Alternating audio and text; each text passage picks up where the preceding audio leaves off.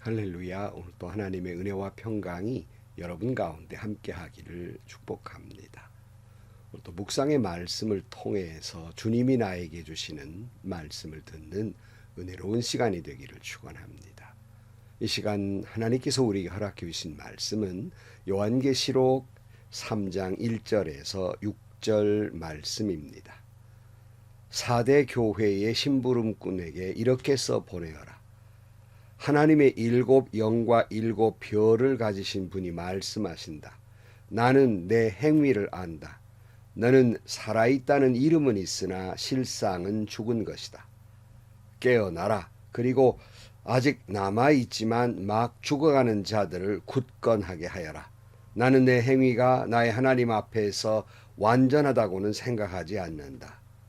그러므로 내가 그 가르침을 어떻게 받고 어떻게 들었는지를 되새겨서 굳게 지키고 회개하여라. 만일 내가 깨어있지 않으면 내가 도둑같이 올 것인데 어느 때 내가 내게 올지를 너는 알지 못한다. 그러나 사대에는 자기 옷을 더럽히지 않는 사람 몇이 있다. 그들은 흰옷을 입고 나와 함께 다닐 것인데 그들은 그럴 자격이 있기 때문이다. 이기는 사람은 이와 같이 흰옷을 입을 것인데 나는 그의 이름을 생명책에서 지워버리지 않을 것이며 내 아버지 앞과 아버지의 천사들 앞에서 그의 이름을 시인할 것이다. 귀가 있는 사람은 성령이 교회들에게 하시는 말씀을 들어라. 아멘. 오늘은 4대 교회에 주신 말씀입니다.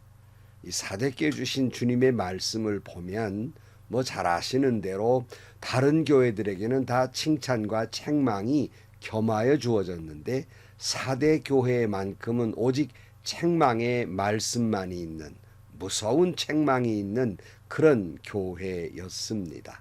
오늘 3장 1절 말씀에 보면 4대 교회의 심부름꾼에게 이렇게 써 보내어라. 하나님의 7 영과 7 별을 가지신 분이 말씀하신다. 나는 내 행위를 안다. 너는 살아있다는 이름은 있으나 실상은 죽은 것이다. 불꽃 같은 눈을 가진 주님, 우리의 심령의 그 영혼 깊은 곳을 들여다보시는 주님께서 저와 여러분의 모든 행위를 알고 계십니다. 4대 교회의 모든 행위를 아시는 주님께서 무서운 말씀을 하시는데 그 유명한 너는 살아있다는 이름은 있으나 실상은 죽은 것이다. 네, 여러분 여기 좀 살펴보면요. 적어도 4대 교회는 좋은 점이 있었어요. 그 뭐냐면 살아있다는 이름은 있었다는 겁니다. 그 이름마저 없는 사람들 많은데 적어도 이들은 그런 이름은 있었어요. 그러니까 사람들로부터 저 교회는 좋은 교회, 아름다운 교회, 살아있는 교회라고 하는 칭찬을 받는 이름은 있었다는 거예요. 그것도 얼마나 훌륭한 점이 있겠습니까? 그런데 사람들 눈에 보기에는 4대 교회가 그럴 듯이 보일지 모르지만 칭찬받고 있을지는 모르지만 불꽃 같은 눈으로 우리의 심령의 중심을 보는 주님께서 그 눈으로 보실진데 죽었다. 그런 말씀이에요. 살아있다는 이름만 있으나 너 죽었다. 이렇게 말씀하고 있는 겁니다. 그러면서 4대 교회가 왜 죽은 교회일까? 2절의 말씀에 보면 깨어나라. 그리고 아직 남아있지만 막 죽어가는 자들을 굳건하게 하여라. 나는 내 행위가 나의 하나님 앞에서 완전하다고는 생각하지 않는다. 그들의 문제는 뭐냐면 이름은 그럴듯이 번지르한데 행위가 옳지 않다는 거예요. 늘 제가 주장하는 것, 믿음의 목표, 그것이 우리가 믿음과 삶, 신앙생활과 생활신앙의 일치예요. 이름만 믿는 사람이 아니라 삶 속에 믿음이 나타나야 되는데 4대 교회는 이름만 그럴듯이 있을 뿐 그들의 행위 속에는 전혀 그런 믿음이 보이지 않아서 온전하지 않다라고 말씀하고 있는 겁니다. 그러니까 소문에는 4대 교회, 좋은 교회, 또 아름다운 교회, 살아있는 교회, 뭐 교인들 많이 모이는 교회. 그러지만 내가 내 행위를 내가 잘 아는데 내 보기에는 너 온전하지 않다. 죽은 교회다. 사람들에게 그런 말 들어봤자 내 보기에는 너 죽었다. 이렇게 말씀하는 거예요. 여러분, 사람의 칭찬을 받아서 무슨 소용이 있겠습니까? 하나님의 칭찬을 받아야 되지요. 그런데 사람들뿐만 아니라 스스로도 우리는 착각할 때가 이 정도면 내가 잘 믿는 셈이지, 우리 교회는 살아있는 교회이지, 자기 교회에 대한 자부심마저 가지고 있고 자기 교회보다 좀 작은 교회는 시원찮은 교회, 믿음 없는 교회 이렇게 생각하고 맙니다. 그러나 불꽃 같은 눈으로 보았을 때에 너 겉만 번지르하다. 겉만 큰 교회라는 이름만 있다. 겉만 좋은 교회라는 이름만 있다. 사람만 모여 있을 뿐 심령의 내부 중심을 보니까 다 죽은 자더라. 이렇게 말씀하고 있는 겁니다. 주님께서 바리새인들을 향해서 회칠한 무덤이라는 말씀을 하셨습니다. 회칠한 무덤이라고 하는 것, 가보면 아시지만은 회칠하는 것은 하얀색이잖아요. 흰색, 깨끗함을 상징하고 있지만 그 회칠한 무덤 속은 썩은 송장 냄새가 나지 않겠습니까? 겉만 번지르 하지 속은 썩어 있다, 죽어 있다 이렇게 말씀하고 있는 거예요. 예수님께서 이렇게 말씀하셨죠. 마태복음 23장 24절 말씀에 율법 학자들과 바리새파 사람들아 위선자들아 너희에게 화가 있다. 너희는 잔과 접시의 겉은 깨끗이 하지만 그 안은 탐욕과 방종으로 가득 채우기 때문이다. 눈먼 바리새파 사람들아 먼저 잔 안을 깨끗이 하여라. 그리하면 그 겉도 깨끗하게 될 것이다. 율법 학자들과 바리새파 사람들아 위선자들아 너희에게 화가 있다. 너희는 회칠한 무덤과 같기 때문이다. 그것은 겉으로는 아름답게 보이지만 그 안에는 죽은 사람의 뼈와 온갖 더러운 것이 가득하다. 이와 같이 너희도 겉으로는 사람에게 의롭게 보이지만 속에는 위선과 불법이 가득하다. 근데 참 심각한 것은 오늘 한국 교회가 예수님이 그토록 싫어하는 이 바리새적 신앙화 되어가고 있다는 현실입니다. 겉으로는 거룩한 척합니다. 보수적인 신앙을 가지고 있는 것 같아요. 그러나 여러분, 보수적인 신앙을 가졌다 하는 분일수록 가만히 보면 주님을 그저 올바로 섬기는 것이 아니라 자기 기준으로 다른 사람을 판단하고 정죄하기 바쁜 모습을 볼 수 있습니다. 우리가 일반적으로 아는 얘기를 말씀을 드리면 뭐 다 그렇지는 않겠지만 보수적이라고 하는 말을 하는 사람일수록 그 속은, 그 뒤는 구린 부분이 많고 위선과 불법이 많은 사람들이 보수적이니 아는 사람보다 더 많다는 사실이에요. 우리 교단이야말로 보수적인 신앙을 가지고 바른 신앙을 가지고 있으며 우리 교회야말로 좋은 교회이고 다른 교인들은 저렇게 믿어가지고 어떻게 천국 갈 수 있을까 하고 교만을 떱니다. 자신들이야말로 의로운 척합니다. 다시 말씀드리지만 그런 사람들일수록 그 뒤의 모습은 구린 모습들이 많습니다. 온갖 위선과 교만과 거짓과 불법이 횡행하는 사람들이 많이 있습니다.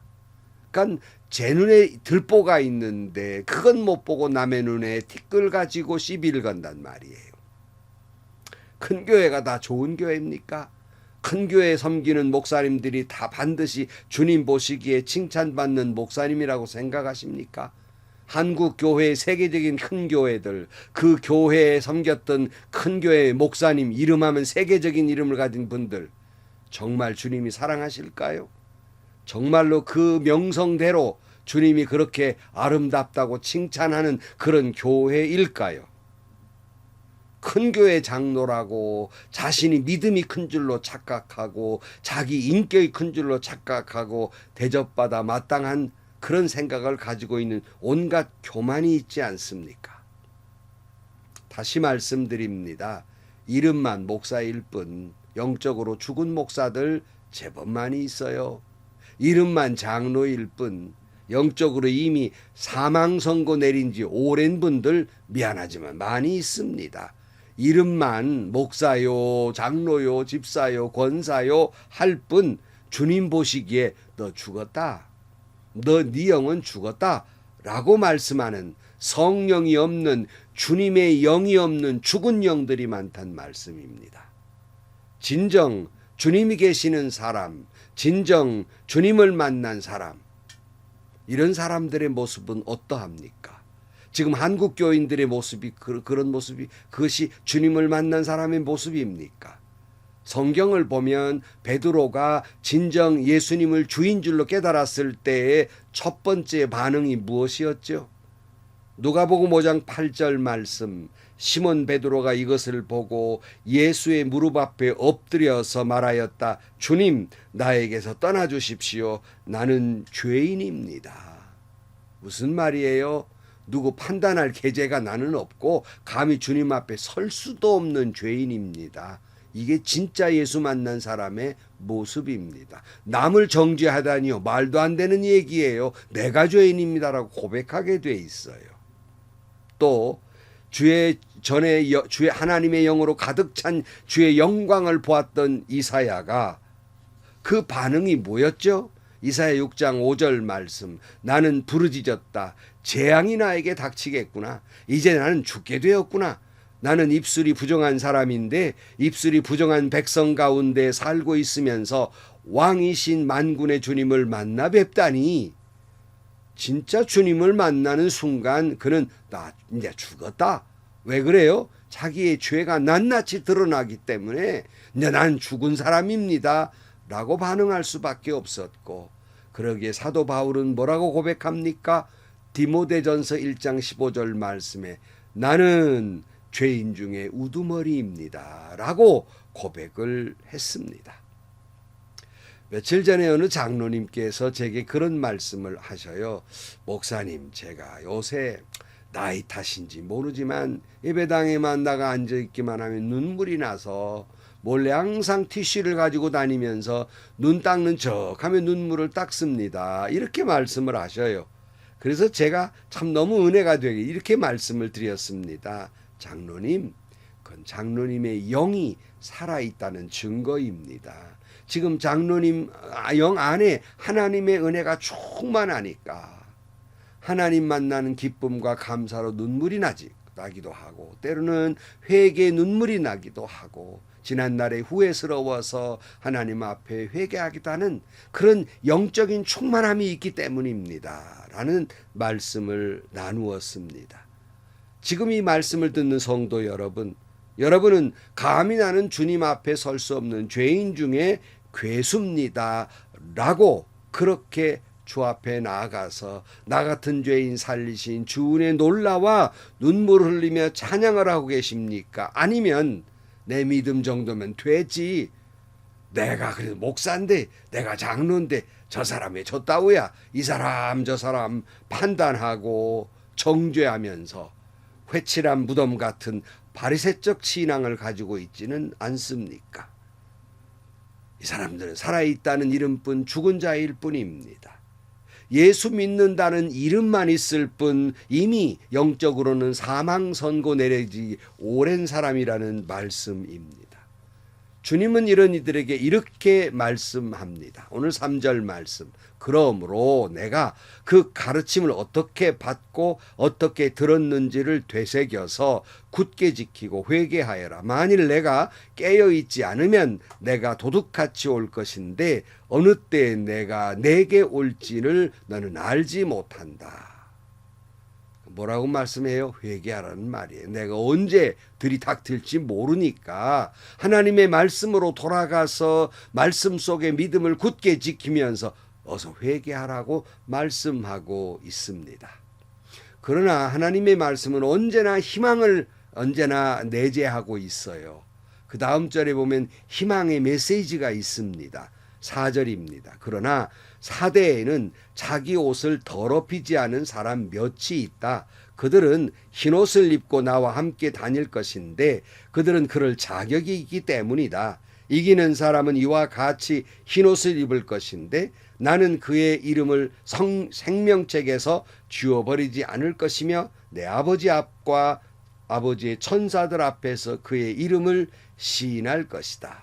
우리가 앞에 도아디라 교회를 살펴볼 때도 그랬지만 바알에게 절하지 않는 7,000명처럼 남겨놓은 구루터기 같은 존재들이 있는데요. 사대 교회도 대부분의 사람은 이렇게 잘못되고 있지만 몇 사람, 많은 사람이 아니에요.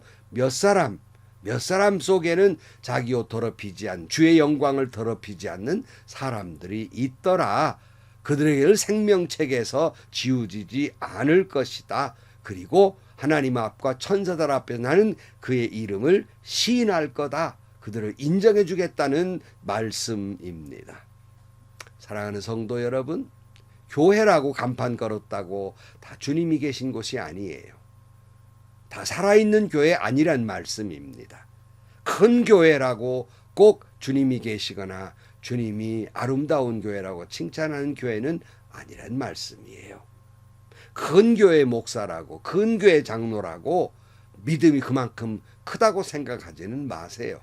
그만큼 하나님으로부터 칭찬받는 사람이라고 생각하지는 마십시오. 다 믿음이 좋은 건 아니에요. 어떤 때에는 이름만 목사일 뿐, 어떤 때에는 이름만 장로일 뿐, 그 교회에 초등학생만도 못한 믿음을 가지고 있고 초등학생만도 못한 그러한 인격을 가지고 있는 거 수태 봅니다. 이름만 있을 뿐 죽은 사람들이에요. 그러나 당연히 주님이 남겨놓은 더럽히지 않은 구루터기 같은 목사님들, 장로님들이 또 계세요. 대다수가 아니라 몇 사람이 계셔요. 우리는 그 주님께 희망을 걸고 주님이 사용하는 7별을 붙잡는 주님께서 그들을 붙드셔서 겉으로는 죽은 자 같지만 반대로 살아있는 사람들이 있다는 사실이에요. 하나님은 이런 사람들을 통해 역사하실 것입니다. 고린도후서 6장 6절 말씀에 보면 또 우리는 순결과 지식과 인내와 친절과 성령의 감화와 거짓 없는 사랑과 진리의 말씀과 하나님의 능력으로 이 일을 합니다. 우리는 오른손과 왼손의 의의 무리를 들고 영광을 받거나 수치를 당하거나 비난을 받거나 칭찬을 받거나 그렇게 합니다. 우리는 속이는 사람 같으나 진실하고 이름 없는 사람 같으나 유명하고 죽은 사람 같으나 보십시오 살아 있습니다. 징벌을 받은 사람 같으나 죽임을 당하는 데까지는 이르지 않고 근심하는 사람 같으나 항상 기뻐하고 가난한 사람 같으나 많은 사람을 부여하게 하고 아무것도 가지지 않은 사람 같으나 모든 것을 가진 사람입니다. 아멘, 아멘입니다. 사랑하는 성도 여러분, 여러분과 여러분이 섬기는 교회가 살아있다는 이름은 있을 뿐 죽은 자가 아닙니까? 아니면 반대로 겉으로는 죽은 자 같으나 살아있는 교회입니까? 아무것도 없는 것 같지만 주님이 계시니까 모든 것을 가진 자로 그런 교회, 그런 신앙인으로 살아가고 있습니까? 오늘 마지막 절에 똑같은 말씀을 합니다. 6절입니다. 귀가 있는 사람은 성령이 교회들에게 하시는 말씀을 들어라. 기도하시겠습니다. 하나님 아버지, 사대교회를 볼 때마다 저 자신을 보는 것처럼 목사라는 이름은 있으나 영적으로 제대로 살아있지 못한 죄인됨을 고백합니다. 교회라는 이름은 있으나 주님이 없는 죽어있는 교회도 있고 목사 장로라는 직분의 이름은 있으나 그 직분에 전혀 걸맞지 못한 신앙이나 인격을 가지고 있고 영적으로 충만하지 못한 죽어있는 이들도 많이 있습니다. 주님, 다시 한번 주의 영광을 더럽히지 않는 귀한 목사님, 장로님, 주님의 그 종들을 통해서 다시 한번 주의 영광을 드러내게 하시고 겉으로는 환난과 핍박 속에서 죽은 자 같지만 살아있는 자, 예수로 충만한 그런 교회 성도 되게 하여 주옵소서. 예수님의 이름으로 기도하옵나이다. 아멘. 그래도 살아있다는 이름이라도 있는데 저나 여러분은 그 이름이라도 있으십니까? 이름은 있는데 속은 죽어 있습니까? 바라기는 주의 영으로 충만해서 겉으로는 죽은 자 같지만 살아있는 자요, 아무것도 없는 자 같지만 모든 것으로 충만한 여러분들이 되기를 축복합니다. 한국교회가 다시 한번 살아있는 교회, 주님 보시기에 아름다운 교회가 되기를 주의 이름으로 축복합니다. 행복하시고요, 좋은 일이 가득한 하루가 되시기를 주님의 이름으로 간절히 축원합니다.